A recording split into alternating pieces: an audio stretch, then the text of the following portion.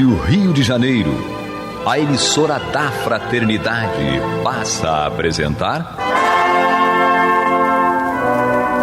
Luz na Penumbra, programa que leva ao seu coração a mensagem da doutrina espírita.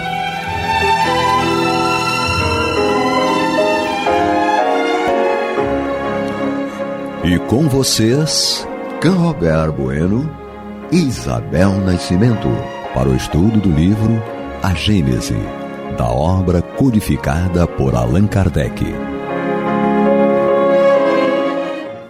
No ar, de novo aqui, no ar é cacuete disso, é papo de espírita, né? Mas eu não vou pedir para regravar, não. Vamos Você continuar. tá no ar. Eu tô no ar, é verdade. A gente está falando de Deus, de matéria, de energia. Sua energia está chegando na casa das pessoas pelo ar. Você está no ar. E aí estamos aqui retomando o nosso estudo Luz na Penumbra, da obra A Gênese, um dos múltiplos programas que estão contidos nessa programação.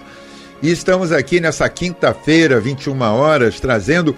E já finalizando, olha só, Isabel, 25 de setembro de 2025, item 29, finalizando esse capítulo de tanta instrução e ao mesmo tempo de tantos desafios, porque eu particularmente vou me permitir, antes de dar o nosso olá, cara, esse capítulo deu um nó na cabeça. Então você ouvinte... Esse capítulo é sobre Deus, né?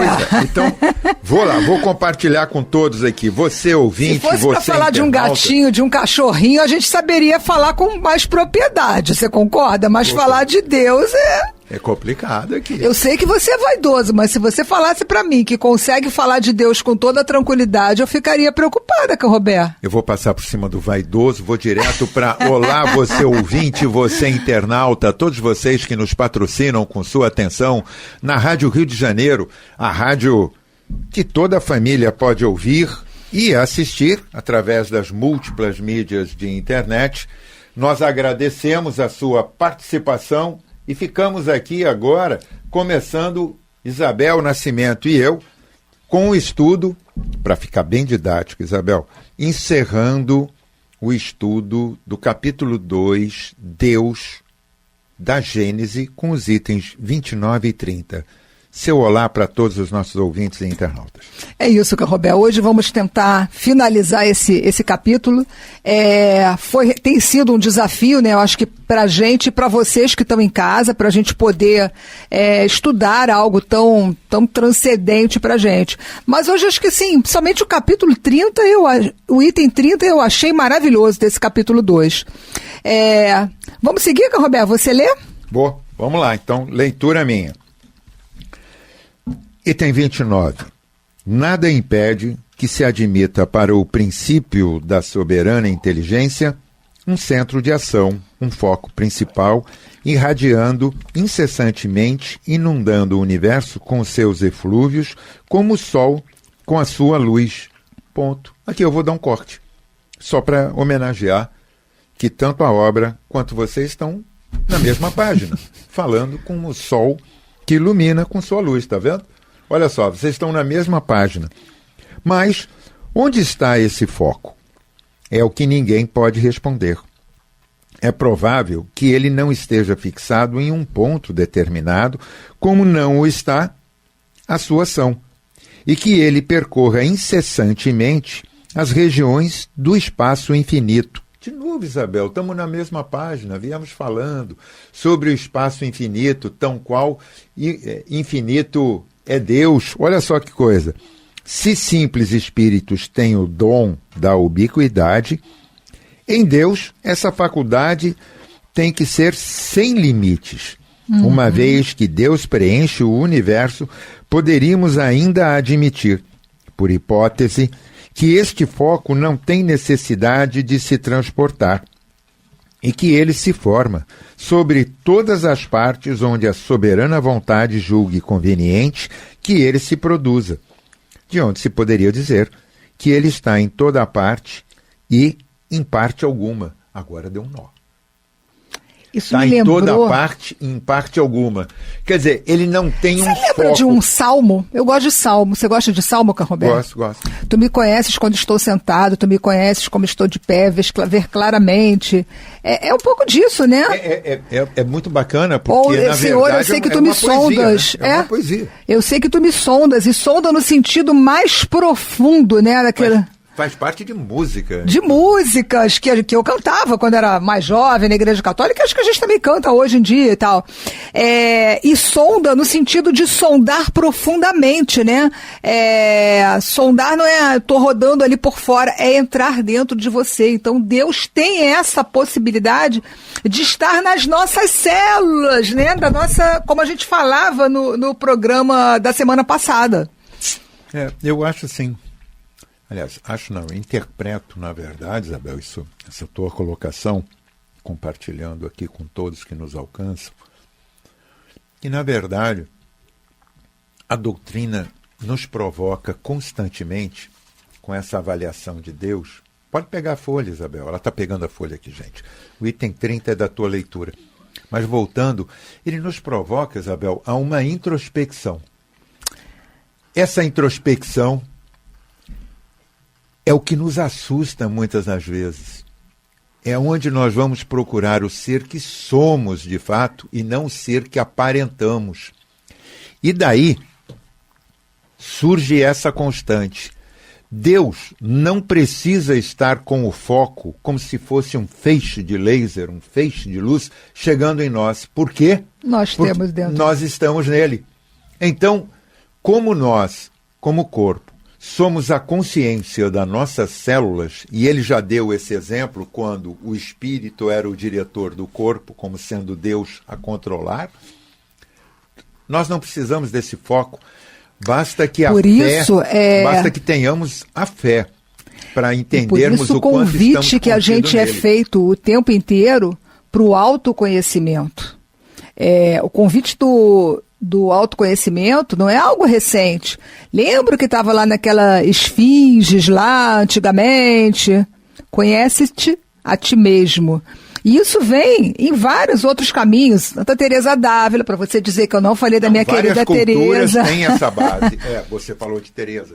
Já tinha 3 programas quando eu falava de Teresa d'Ávila, né? Tá certo, a deusa que o diga, né? Que você, como a Isabel não está falando de Teresa d'Ávila. Não tem como. Então, assim, ela fala muito também sobre isso, sobre o autoconhecimento. E se a gente for olhar, Jesus também faz esse convite pra gente, que a gente se conheça, que a gente olhe como um todo. Agora, eu sei que a gente tinha combinado, Carroberto, que ia deixar uma frase já para o final do programa. Mas já que você me passou o item 29... Não, eu te passei o item 30, o 29 eu já encerrei. Sim, olha como começa o item 30. Fantástico. Não, porque você falou para mim, você terminou falando, essa história de onde se poderia dizer que ele está em toda parte, em parte alguma, você falou confuso. Concordo. Aí olha como é que começa aqui o item 30. Diante desses problemas insondáveis, nossa razão deve se humilhar. Cara, que fantástico, né? Que algo assim, que sentimento que a gente tem que se colocar de entender que é algo muito maior. Na verdade, Isabel, você vai me permitir. Quando a gente fala algo muito maior, eu acho que, na verdade, é algo que transcende a nossa capacidade de dar volume. Como aquilo que falávamos do universo, onde apenas o que víamos era 5% da matéria, como a ciência nos explica hoje. Todos os outros 95% daquela matéria escura entre o que é matéria intangível e fluido, e energia, na verdade, não fluido, energia. E energia, a gente sabe, é matéria também, como matéria da base da energia, e aí fica essa troca. A gente pode dizer que transcende de forma que a gente não consegue mensurar, dar dimensão de Deus.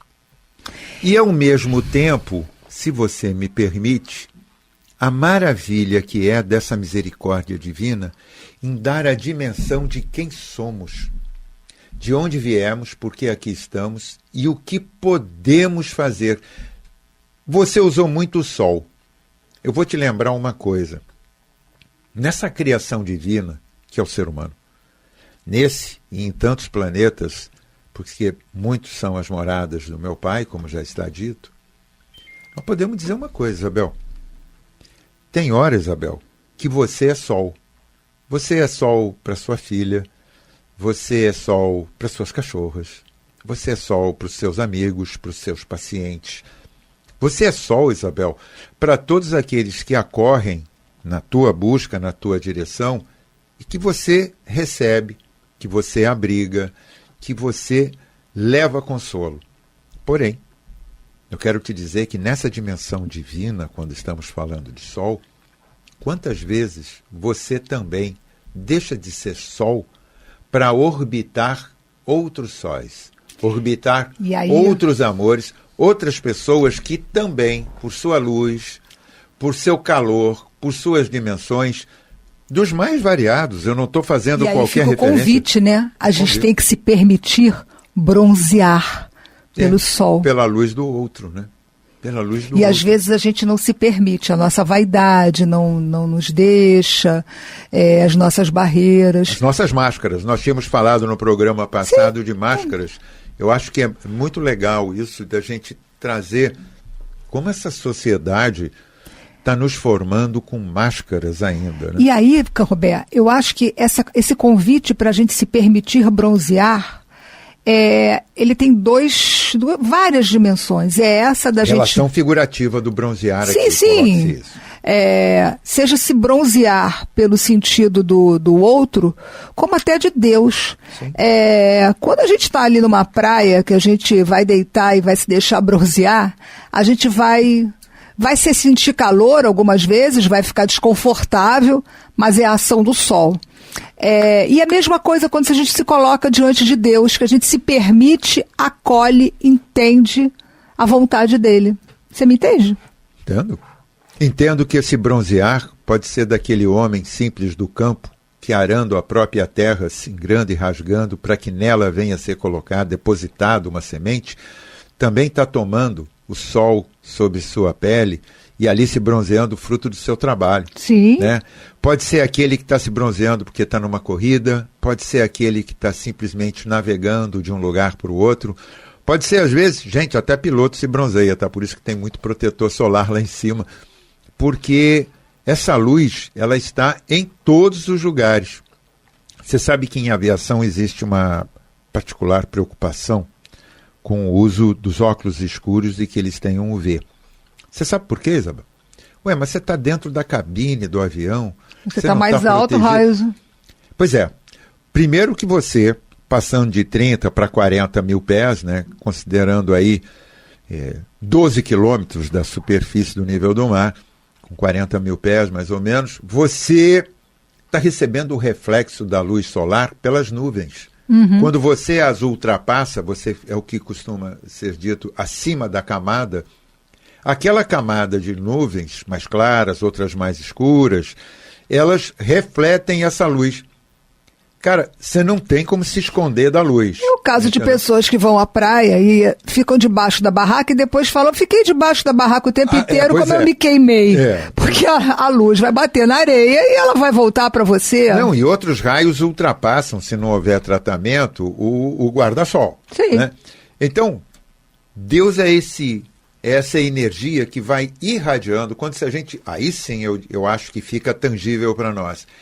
Não tem a dimensão e o tamanho, mas ele irradia com grande expansão em todas as direções para as mais, palavra que foi dita no estudo anterior, recônditos pontos do nosso ser. Isso é uma pegada muito boa. Por isso, naquela pequena célula que a gente tem... Do átomo, dos múltiplos milhares de átomos que formam aquela célula, a gente está... submetido, entre aspas, à ação de Deus e à vontade dessa... E se for mais maluco, para dimensionar o átomo naquele microscópio eletrônico ultra superatômico, não que muda. Você encontra espaço vazio entre o núcleo, os elétrons, enfim. Mas no espaço vazio já sabemos que tem matéria. Pois é, isso é muito maluco, né? Na nossa cabeça. E a gente aqui querendo pensar que dá para explicar Deus. Não, a gente pode começar a tangenciar. Começando levemente, por aquilo que não é. Começando pelo que não é, se permitindo a entender a nossa. Porque aí vem a palavra talvez mais difícil para nós que temos a formação de um ego, a submissão. Essa submissão não é ser submetido a uma força maior contra a nossa vontade. Ao contrário, é a forma de, por nossa vontade, calar a nossa vontade própria e nos submetermos a uma razão de uma lei divina que é muito maior. Eu estava aqui, eu fiquei apaixonada por essa primeira frase aqui do item 30, eu já te falei. Já concluiu? Não, eu tô presa nessa frase. Eu te passei o papel e você está aqui em cima da mesa, levando, estou na mesma frase, mas eu vou contar uma historinha. Eu tenho 5 minutos finais aqui, você, por favor, não esqueça que eu preciso... Não, a gente tem tempo. Mas é uma história que é interessante. Eu acho que, não sei se eu já comentei aqui com os nossos ouvintes, quando eu tinha lá meus 25 anos, eu fui fazer uma faculdade. Tempo, hein? Não, continua. Oi, Roberto. Continua. Eu ainda católica, fui fazer faculdade de teologia. E no primeiro dia de aula, Padre Medoro virou... Depois de medicina, você foi fazer teologia. Foi, eu emendei um curso no outro. Você não estava satisfeita. Tá bom. Assim, eu tinha perguntas que eu queria resposta. Hoje eu encontro parte dela, a doutrina me elucida, mas naquela época não. E esse Padre Medoro falou assim, teologia é um curso que a gente faz de joelho. Olha, pensa bem, eu, recém-formada, médica, com as minhas vaidades, falei, o que esse cara está querendo, né? Não consegui entender lá na frente o que ele queria dizer com isso. E quando eu estava lendo esse item 30, eu consegui entender o sentido figurado dele. Diante desses problemas insondáveis, nossa razão deve se humilhar. Olha que bacana. Eu falei, agora vamos levar em conta 30 aqui, né? anos depois eu entendi. E esse humilhar é a forma que nós temos de autoconstrangimento do nosso ego. Sim! É a mudança, é a metanoia, a mudança de cabeça. Mas eu acabei de falar que meu ego era vaidade, entendeu? Era, Isabel? Desculpa. Não, tá certo. É ainda? Não. Longe de mim fazer qualquer coisa. Então vamos seguir, passa esse batido agora. Bom, vou continuando lendo aqui. Então, nossa razão deve se humilhar. Deus existe. Disso não podemos duvidar. Ele é infinitamente justo e bom. Essa é a sua essência. A sua solicitude se estende a tudo. Nós o compreendemos. Portanto, ele só pode querer o nosso bem. É por isso que devemos ter confiança nele. Eis aí o essencial. Quanto ao mais, esperamos que sejamos dignos de compreendê-lo. Lindo texto, mas difícil, né? Diante de uma dor de uma mãe que perdeu um filho, de uma pessoa que está vivendo o revés de um desemprego, de alguém que está passando por uma doença grave. É difícil de vivenciar isso e entender, né? Você quer comentar um pouco mais, Cã? Mas... Aí é uma coisa... Nos pega, inclusive, num dia... um pouco mais diferente, né? Mas as perdas fazem parte da nossa composição de vida. Entender Deus não é entender como aquele ser de castigo que vem para nós. É entender que nós estamos aqui passando nessas múltiplas experiências por situações que muitas das vezes vão exatamente como ele disse aqui, você colocou, humilhar-se, é constranger, causar um constrangimento nesta sensação de saber e ego que nós temos. E que, na verdade... Vamos pensar de um pai, numa mãe, que às vezes diz para um filho que ele não pode ficar pendurado no beiral de um prédio para que ele não caia. A criança vai entender aquilo como um constrangimento, como uma humilhação, quando, na verdade, é um cuidado amoroso. Cuidado amoroso. A gente fala muito, e falávamos isso hoje pela manhã, quando vínhamos aqui para a rádio, você vai lembrar? Quando eu estava tratando do antifrágil. O antifrágil, o nome já diz, é o ser que não está fragilizado, mas sabe reagir com resiliência, com resignação, mas com um propósito ativo de não se permitir ao constrangimento de novos erros, mas sabendo que o improvável nos busca e nos perscuta. O improvável perscuta. Também conversamos e não vamos detalhar aqui da nossa vida pessoal, porque nesse caso a primeira pessoa pode e deve ficar oculta. Mas nós somos, tanto você quanto eu, e todos aqueles que nos buscam, e todos esses que estão à nossa volta aqui nesse momento aqui de gravação na Rádio Rio de Janeiro, seres que já fomos constrangidos e continuaremos a ser contrariados nessa vida. Por quê? Porque não entramos ainda na onda, não chegamos ainda para surfar, vamos usar o termo assim, da onda, de modo correto. Então a gente cai da prancha, a gente não sabe, está querendo fazer algo que é possível, já foi realizado, mas a gente está só querendo, a gente não está se preparando. Nossos corpos, Isabel, você sabia que nosso corpo é antifrágil? Claro que você sabe. Você é cardiologista, é geriatra, e você sabe da importância de um corpo fortalecido e saudável. Corpo fortalecido faz ficando deitado na cama, sentado numa poltrona, não? Nós precisamos de ativação. Atividade física, de musculação. Intelectual, de uma alimentação saudável. Alimentação, né? Que não necessariamente seja A, B ou C, mas seja um conjunto de propósitos que te tragam equilíbrio. Né? De empenho. De empenho. De compromisso pessoal, por exemplo. Saber que renúncia, muitas das vezes, renunciar a um cigarro, por exemplo. A melhor coisa. Imagina se você não começar, melhor ainda. Inclusive, eu fico vendo pelos meus filhos, nenhum deles teve a abordagem do fumo, do tabagismo. Enquanto que na nossa geração era muito comum o tabagismo. Roberto, você me botou na mesma geração que você? Por quê? Você não está, não? Acho que não. Não? Mas vamos seguir. Gente, porque bom, deixa lá. Então, nesse conjunto... tá bom, Isabel, vou dizer, tem 10 anos de diferença, ela acha que isso é uma enormidade, entendeu? Depois que a gente vai ficando um pouco mais vintage... Depois, exatamente, pegou a minha frase, né? Eu não sou velho, eu sou vintage. Então, quando fica vintage, aí fica tudo dentro da mesma escala. Não, né? Cada ano faz diferença, fica tudo dentro da mesma escala. Mas a gente retoma aqui, Isabel, com um propósito que eu vou te pedir. Nós encerramos com muitas divagações essa leitura e esse propósito desse capítulo. Então eu queria trazer, se você me permite, um resumão da existência de Deus, seus fundamentos e destaques.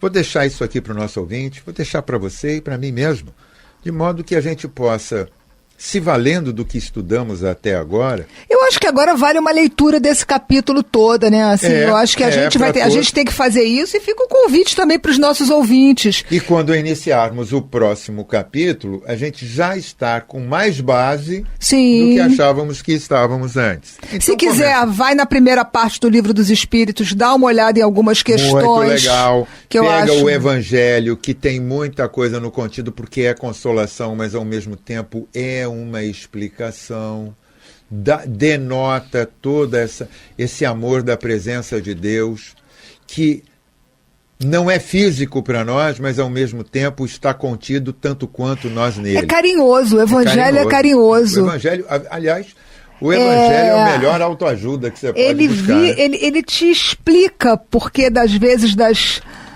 causas das suas aflições, de tudo. Eu digo que ele é carinhoso, ele é um carinho maternal que a gente recebe. Então eu vou aqui fazer só a leitura para você ouvinte, para que vocês busquem da existência de Deus seus fundamentos e destaques que aqui vão. Primeiro ponto de destaque, Deus como causa primária e origem de tudo. Todas as coisas. Primeira questão do Livro dos Espíritos. Depois, o ponto de destaque 2, eu diria que é algo que nós precisamos ter mais afinidade e mais atenção. O princípio da causa e efeito. Já foi estudado, Isabel. O ponto de destaque 3, eu diria necessidade de uma causa inteligente para efeitos inteligentes, Isabel. Nós estamos falando de homens inteligentes, somos nós, o ser inteligente. Ponto 4, gente. as obras da natureza como prova da inteligência superior. Imagina, se a gente olhar esse planeta e entender que isso é acaso, não pode haver acaso. A gente já tem inteligência o bastante para isso. A própria ciência já se dobra a entender que, se talvez não prova Deus, não consegue provar a sua inexistência. Eu gosto muito do Marcelo Gleiser falando sobre isso, que ele não se coloca como ateu. Para ele ser ateu, ele teria... que renunciar à ideia da conseguir provar que Deus não existia. É isso. Então, não tendo essa possibilidade, o máximo que ele consegue dizer é que ele é um agnóstico. Então, e no ponto final aqui, que não é final, é só dos principais que nós trouxemos aqui para todos, fica a universalidade do sentimento intuitivo da existência de Deus. Essa é a pegada. Você pode estudar tudo, mas a intuição desse ser maior, desse Criador, desse grande arquiteto do universo, desse Senhor dos mundos, da forma que queiramos nominá-lo, há uma energia, uma força maior, que a nós designa-se Deus, que está presente nesse universo infinito, tão quanto infinito ele o próprio é, e que está presente em cada um de nós, tanto quanto nós estamos contidos nele. Dessa forma, Roberto, minha amiga... precisa se despedir dos nossos ouvintes. Pois é, dessa forma eu vou me despedindo desse capítulo já com saudade, deixando aqui o meu até breve, até logo mais para o próximo. Até semana que vem, Roberto. Semana que vem, para nós iniciarmos o capítulo 3. Fica a surpresa. E vou me despedindo de você, companheira, que veio aqui singrando nessa nau comigo, revezando nesse timão, nesse leme, enquanto singramos por esse extenso, complexo, mas impressionantemente belo capítulo 2 da Gênese Deus. A você, ouvinte, que nos permitiu esse estudo, que nos patrocina com a sua atenção, seu carinho, sua busca, a você também, internauta, que nos alcança nas diversas mídias, inclusive no nosso app da Rádio Rio de Janeiro, o nosso muito obrigado e até logo mais, porque semana que vem tem mais de Gênese em Luz na Penumbra. Isabel, é contigo. É isso, Roberto. Você já falou tudo, não deixou nada para eu falar. Então, meus ouvintes, até a próxima semana e vamos seguindo no nosso estudo. Até mais. Você está ouvindo o programa Luz na Penumbra.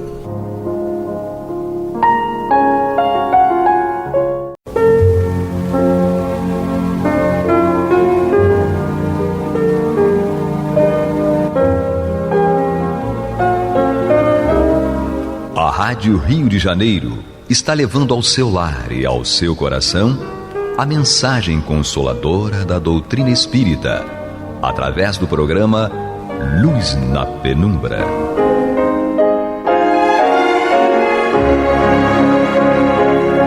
E agora com vocês, Nádia do Couto Vale, para comentar o céu e inferno ou a justiça divina segundo o Espiritismo, da obra codificada por Allan Kardec. Amados e amadas ouvintes e internautas, que a paz de Jesus permaneça conosco, hoje e sempre.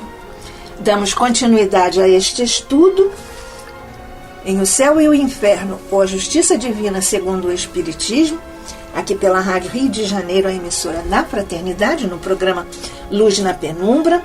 Nós estamos no capítulo 6 da primeira parte, no qual o nosso querido codificador Allan Kardec nos ensina e nos apresenta os argumentos a respeito da doutrina das penas eternas, argumentos apresentados pela doutrina espírita e naturalmente pela codificação, por ele, Allan Kardec, trazida à humanidade. Inclusive, ele encerra este capítulo, que nós estamos encerrando hoje, com textos de Ezequiel, que contraria a eternidade das penas e o chamado pecado original no Antigo Testamento. E nós estamos, portanto, encerrando este capítulo nos itens 22 a 25, de o céu e o inferno ou a justiça divina, segundo o Espiritismo. Na verdade, nós sabemos que a doutrina das penas eternas prevaleceu enquanto os homens não tiveram ao seu alcance a possibilidade de compreender o poder moral. Por isso, essa linha de argumentos de penas eternas era uma situação de concretude que garantia aos homens que não entendiam ainda o poder moral, precisavam deste poder de penalidades eternas. E o que acontece então é exatamente, o Kardec faz essa comparação, que é o que acontece com as crianças, que são intimidadas pela ameaça de seres quiméricos, de sonhos quiméricos, coisas que não acontecem, mas que elas acreditam que têm concretude, que têm realidade. Mas quando são as crianças chegadas ao raciocínio, e também as criaturas humanas chegadas ao raciocínio, repelem tanto as crianças quanto os adultos, repelem essas quimeras, esses sonhos, esses devaneios que não têm realidade na vida de concretude, na vida real. Portanto, se os adultos quisessem induzir as crianças à veracidade dessas fábulas, dessas quimeras, as crianças, quando descobrissem, perderiam a confiança nos adultos. E, portanto, então, por algum tempo, esse dogma se tornou inofensivo e até mesmo benéfico por essa razão, porque as criaturas não tinham ainda atingido a compreensão do poder moral. E por isso é que era até benéfico, porque funcionava como um freio. Mas depois que as criaturas atingiram a compreensão do poder moral, isso se tornou perigoso, porque a crença não pode ser imposta. E ela passaria a ser imposta se as pessoas estivessem já dominando ou já tendo a compreensão do poder moral. Por isso, esse dogma das penas eternas tem feito mais ateus, segundo Kardec, tem feito mais ateus e materialistas do que todos os filósofos. É que as ideias seguem um curso progressivo e é absurdo querer desviar os homens desse curso progressivo. Quem pretende fazer parar enquanto ele avança, condena-se e perde-se, porque esta é uma linha contra uma ideia, contra a lei de Deus. E, portanto, contra uma lei de Deus é inútil toda revolta, é mesmo impossível toda luta. É o que Kardec nos diz aqui no item 23. As ideias seguem um curso incessantemente progressivo, e absurdo é querer governar os homens desviando-se desse curso. Pretender contê-los, retroceder ou simplesmente parar enquanto ele avança é condenar-se. Condenar-se é perder-se.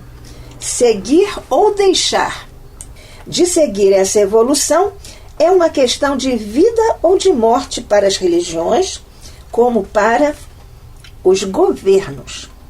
E esse fatalismo é um bem ou um mal, indaga Kardec. Para os que vivem do passado, ele próprio responde, vendo-o aniquilar-se será um mal. Mas para os que vivem pelo futuro, é uma lei do progresso, de Deus em suma. E contra uma lei de Deus é inútil toda revolta, impossível a luta. para que, pois, sustentar a todo o transe uma crença que se dissolve em desuso, fazendo mais danos que benefícios à religião.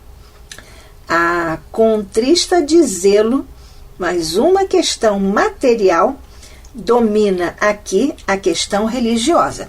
E evidentemente que nós espíritas, somos contra isto. É exatamente o que Kardec está pontuando aqui. E ele segue.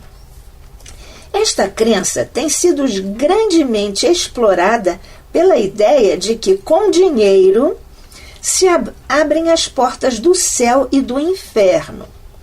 As quantias por estes meios arrecadadas, outrora e ainda hoje a época de Kardec, século XIX, portanto, final do século XIX, ainda hoje são incalculáveis as quantias. E verdadeiramente fabuloso o imposto prévio pago ao temor da eternidade. Então, sendo facultativo tal imposto, a renda é sempre proporcional à crença. Extinta a crença, improdutivo será o imposto. De bom grado, cede a criança ao bolo a quem lhe promete afugentar o lobisomem.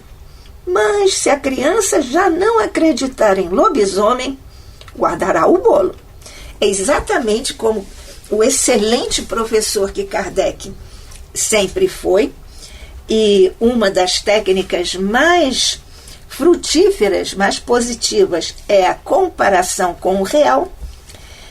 Então, aqui Kardec compara o psiquismo adulto com este fanatismo e a criança, que ainda não atingiu a capacidade do raciocínio, ela guarda o bolo quando não tem mais medo do lobisomem.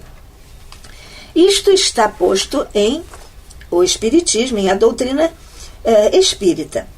Por quê?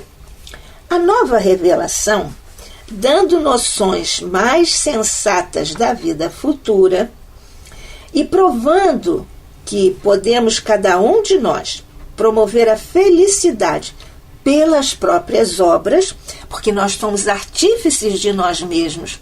Nós, pelas opções que fazemos seguindo a lei de Deus, nós construímos o nosso futuro e atingimos a felicidade que tanto desejamos com nossas próprias obras, com nossas próprias decisões. E, evidentemente, fora da caridade não há salvação. Continua Kardec. Então, essa criatura, provando que podemos, cada um de nós, promover a felicidade pelas próprias obras, deve encontrar a criatura tremenda oposição à ideia, tanto mais viva por estancar uma das mais rendosas fontes de receita, porque as pessoas julgavam que com dinheiro podiam comprar o perdão. E assim tem sido.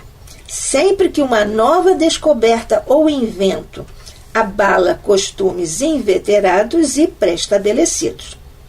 Quem vive de velhos e custosos processos jamais deixa de preconizar-lhes a superioridade e excelência e de desacreditar os novos, mais econômicos. E nós vemos isso, é uma espécie de lei na vida, nós vemos isso acontecendo. Então, continua Kardec. Acreditar-se-á, por exemplo, que a imprensa, apesar dos benefícios prestados à sociedade, tinha sido aclamada pela classe dos copistas? Claro que não, porque os copistas tinham essa fonte de renda e com a imprensa perderam a função. É exatamente o mesmo raciocínio. Não, responde Kardec. Certamente estes, os copistas, deveriam profilá-la. O mesmo se tem dado em relação a maquinismos, caminho de ferro e centenares de outras descobertas e aplicações. Aos olhos dos incrédulos, diz Kardec, o dogma da eternidade das penas afigura-se futilidade da qual se riem. Para o filósofo, esse dogma tem uma gravidade social pelos abusos que acoroçoa, que profigla, que propõe, ao passo que o homem verdadeiramente religioso tem a dignidade da religião interessada na destruição dos abusos que tal dogma origina e da sua causa, enfim. Vemos, portanto, que este é o caso das ideias que seguem curso progressivo e que é um absurdo desviar os homens desse curso, desse progresso. E porque isso é uma lei de Deus. E contra uma lei de Deus não há como o homem rebelar-se, porque perde. Então é inútil revoltar-se o homem e é impossível a luta que o homem possa pretender apresentar contra uma lei de Deus. Essa crença tem sido grandemente explorada pela ideia do dinheiro abrindo portas ao céu e ao inferno. Nós vemos que isso veio desde antes de Lutero, porque Lutero lutou contra o dinheiro, contra comprar os perdões, nós todos estamos lembrados disso. E o Espiritismo é a doutrina que traz renovação da ideia. Por isso, em consequência, encontra resistência e grandes ideias, consequentemente, recebem grandes resistências por parte daqueles que usufruem da situação porque estanca uma fonte de renda, como nós acabamos de ver. Os copistas, evidentemente, não ficaram felizes, contrariaram a imprensa, porque a imprensa lhes tirava o chamado ganha-pão, era a profissão deles.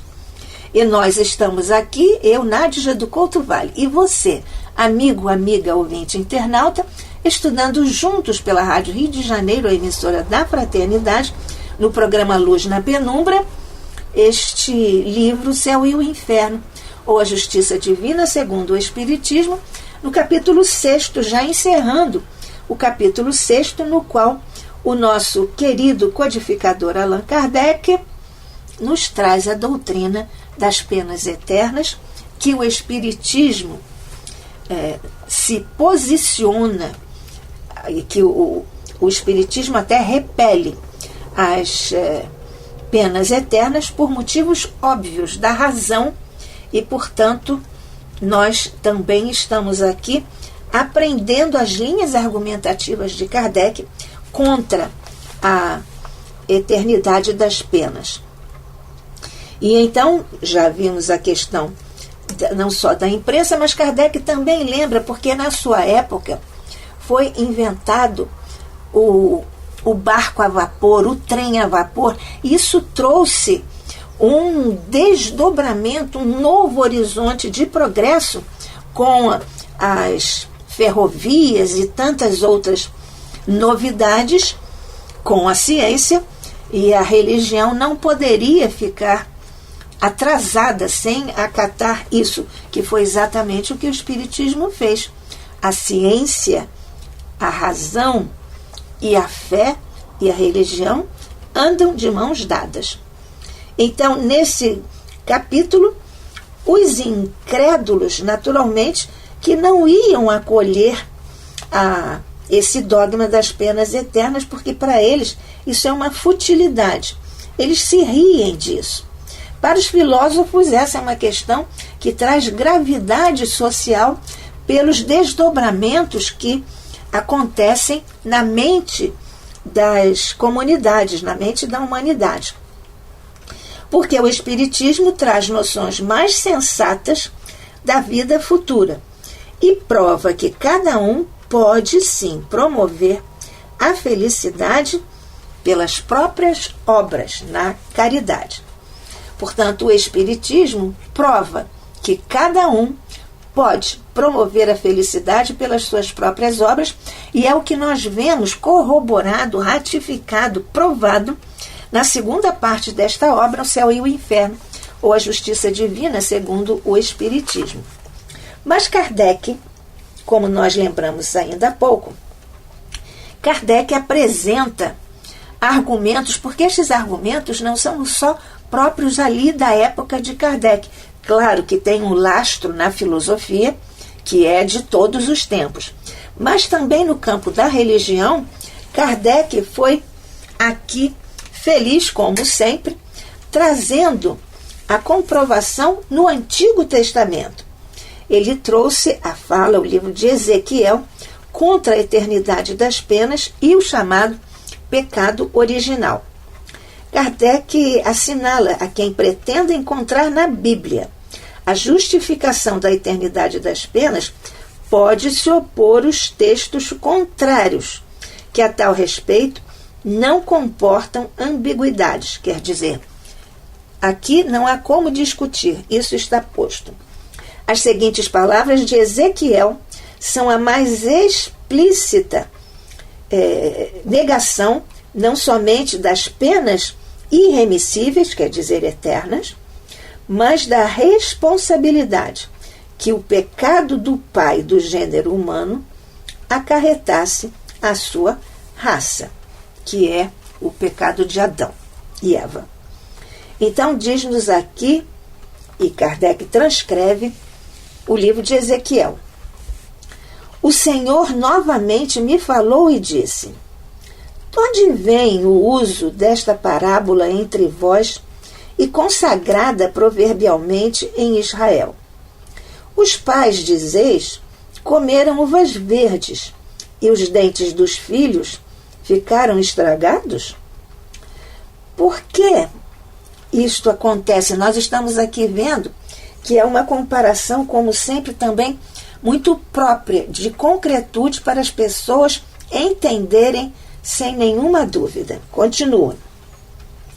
Por mim juro, disse o Senhor Deus, que essa parábola não passará mais entre vós como provérbio em Israel, pois todas as almas as pertencem, e todas as almas me pertencem. A do filho está comigo como a do pai. A alma que tiver pecado morrerá ela própria. Segue também Ezequiel. Se um homem for justo, se proceder segundo a equidade e a justiça, se não magoar nem oprimir ninguém, se entregar ao seu devedor o penhor que este lhe houver dado, se não tomar nada de bem do outro por violência, se dá o seu pão a quem tem fome, se veste os que estão nus, se não se presta à usura e não percebe mais do que tem dado, se desvia sua mão da iniquidade e promove um juízo conciliatório entre dois que contendam, se caminha segundo a pauta dos meus preceitos e observa as minhas ordens para obrar conforme a verdade, esse homem é justo e viverá muito corretamente, certamente, disse o Senhor Deus. E continua Ezequiel. Se esse homem tem um filho que dê em ladrão e derrame sangue, ou que cometa algumas destas faltas, esse filho morrerá muito certamente, pois tem praticado todas essas ações detestáveis e seu sangue permanecerá sobre a terra. Se esse homem tem um filho que, vendo todos os crimes por seu pai cometidos, se aterrorize e evite imitá-lo, este não morrerá por causa da iniquidade de seu pai, mas viverá muito certamente. Aqui, naturalmente, é a posição da doutrina espírita contra o fato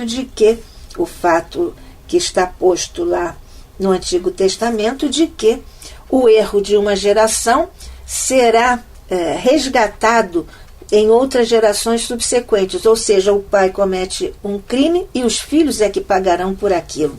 Continua Ezequiel: seu pai, que tinha oprimido os outros por calúnias e que tinha praticado ações criminosas no meio de seu povo, morreu por causa da sua própria iniquidade. Se dizes, porque o filho não tem suportado a iniquidade de seu pai, é porque o filho tem obrado segundo a equidade e a justiça. Portanto, aqui o filho não sofre as consequências do erro do pai. Tem guardado todos os meus preceitos, e porque os tem praticado, viverá muito certamente. E ainda Ezequiel: a alma que tem pecado morrerá ela mesma.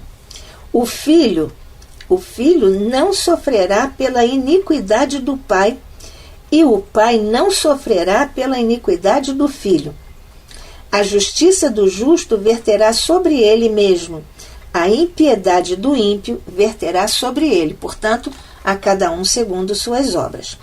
Se o ímpio fez penitência de todos os pecados que tem cometido, se observou todos os maus preceitos, se obrou segundo a equidade e a justiça, ele viverá certamente e não morrerá. Eu não me lembrei mais de todas as iniquidades que ele tenha cometido. Viverá nas obras da justiça que houver praticado. E encerra a transcrição de Kardec de Eziel.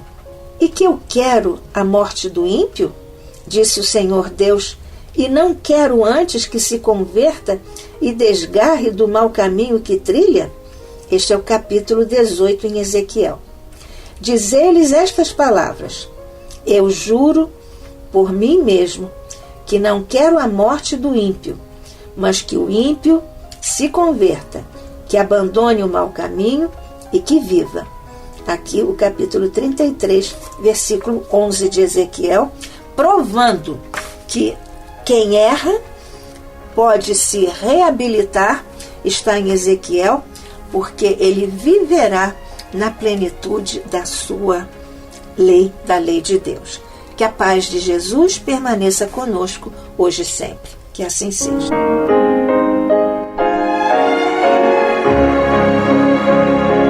E vamos ouvir agora a prece de encerramento de nosso programa, na voz de Geraldo de Aquino. Jesus, dá-nos coragem para a luta, piedade para os insultos e misericórdia para as injustiças e ingratidões. Limpa nossa alma de inveja e ambições mesquinhas, de ódio e de vingança o nosso caminho. E que dentro em pouco, ao recolher-nos de novo ao calor do nosso leito, para que o sono nos dê a paz e o esquecimento das tristezas humanas, possamos sentir, Senhor, no mais íntimo de nosso ser, a doçura indefinível do Teu amor e a grandeza incomparável da Tua divina presença. Que assim seja.